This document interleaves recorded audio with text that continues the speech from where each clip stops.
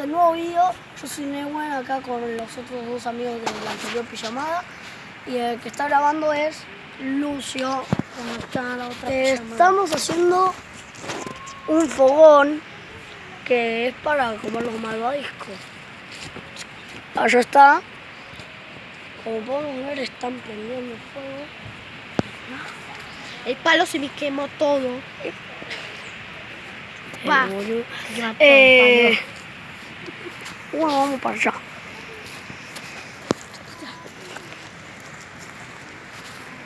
Si no podés hacer esto, gracias. Cuidado, San. Hacer así y hacer así. No se prende el fuego porque lo están prendiendo. Y bueno, vamos a esperar. Bueno, por ahora voy a explicar el que es un crack en Minecraft.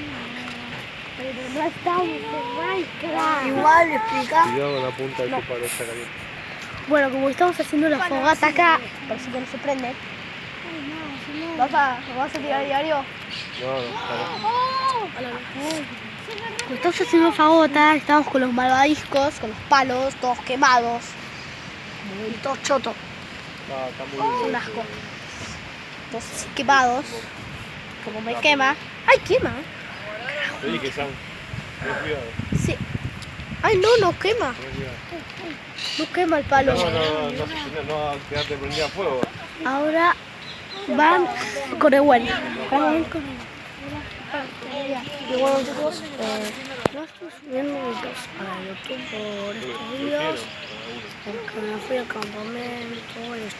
Bueno, en realidad ya estábamos en el campamento. Hoy nos vamos. Mi amigo Álvaro dijo que vamos a ir a la Pili. Sí, yo no voy a ir. A las 10 dijo eso. A las 10, pero son las 9 y 2. Pará, pero va a estar Dijo a las 10. Porquería, pero la nunda y firmame. Bueno, Bueno, ahora graba Simón.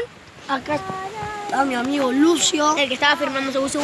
Bueno, entonces como les vamos a decir, como dijo Neuen, vamos a ir a la pileta un ratito, porque la pileta está re fría y Es buenísima, chicos. con este frío Vamos a grabar un video hoy en la pileta. Y espero que les vaya a gustar. repito, quiero que se metan a la pileta de ahora. Métanse a la De pileta ahora. Ahora nunca.